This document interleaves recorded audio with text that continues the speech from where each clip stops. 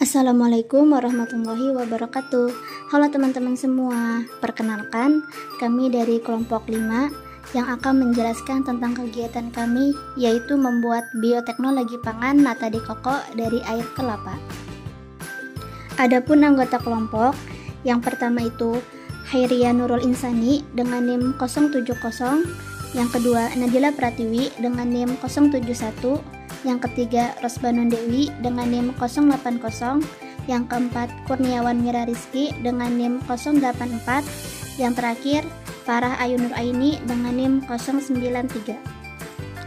Bahan yang kami gunakan itu ada 1 liter air kelapa tua, 15 ml starter bibit nata de coco, 13 gram gula pasir, 1 ml cuka, 7 gram ZA Food Grade. Sedangkan alat yang kita gunakan itu ada nampan, sendok, panci, dan kompor gas atau portabel. Simak baik-baik cara kerjanya ya. Yang pertama, air kelapa dimasukkan ke dalam panci sampai benar-benar mendidih. Yang kedua, air kelapa yang sudah mendidih ditambahkan gula pasir, urea atau ZA, dan cuka. Lalu diaduk sampai larut dan api dimatikan. Yang ketiga, air kelapa dituangkan ke atas loyang datar supaya cepat dingin.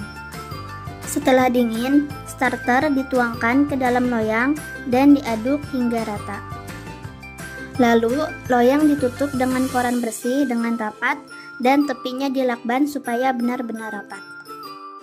Kemudian, loyang disimpan dalam suhu ruangan selama 6-9 hari. Jangan dibuka sebelum waktunya supaya fermentasi nata de coco bisa berhasil.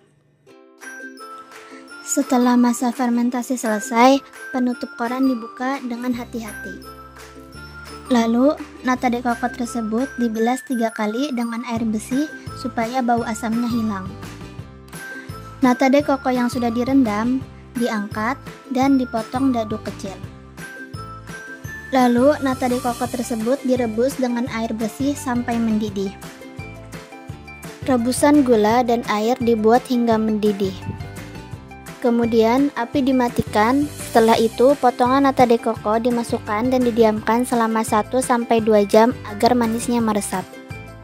Dan akhirnya, nata de coco berbahan air kelapa siap disajikan. Hasil yang diperoleh dari percobaan tersebut bahwa pembentukan nata de coco terjadi karena proses pengambilan glukosa dari larutan gula atau gula dalam air kelapa oleh sel-sel Acetobacter pseudomonas dan menggunakan gula sebagai sumber karbon serta sedikit ZA untuk memenuhi kebutuhan sumber N bagi tubuh bakteri. Kemudian, glukosa tersebut digabungkan dengan asam lemak membentuk prekursor atau penciri nata pada membran sel. Prekursor ini selanjutnya dikeluarkan dalam bentuk ekspresi dan bersama enzim mempolimerisasikan glukosa menjadi selulosa di luar sel. Nata de coco sebenarnya tidak mempunyai nilai gizi yang berarti bagi manusia. Oleh sebab itu, produk ini dapat dipakai sebagai sumber makanan rendah energi untuk keperluan diet. Nata de coco juga menjadi lebih enak bila dicampur dengan es krim, koktail, buah, atau sirup. Air kelapa mempunyai potensi yang baik untuk dibuat minuman atau makanan fermentasi karena kandungan zat gizinya yang kaya dan relatif lengkap, sehingga sesuai untuk pertumbuhan mikroba. Komposisi gizi air kelapa tergantung pada umur kelapa dan varietasnya. Air kelapa per 100 ml mengandung sejumlah zat gizi yaitu protein 0,2 gram, lemak 0,2 gram, gula 3,8 gram, vitamin C 1,0, asam amino, dan hormon pertumbuhan. Jenis gula yang terkandung glukosa, fruktosa, sukrosa, dan sorbitol. Dapat disimpulkan bahwa nata de coco adalah produk yang terbentuk melalui proses fermentasi air kelapa oleh bakteri Acetobacter pseudomonas. Bakteri ini mengambil glukosa dari larutan gula dalam air kelapa dan menggabungkannya dengan asam lemak, membentuk prekursor yang kemudian diekstraksikan sebagai selulosa di luar sel bakteri. Meskipun nata de coco memiliki sedikit nilai gizi bagi manusia, produk ini populer sebagai makanan rendah energi yang dapat digunakan dalam diet.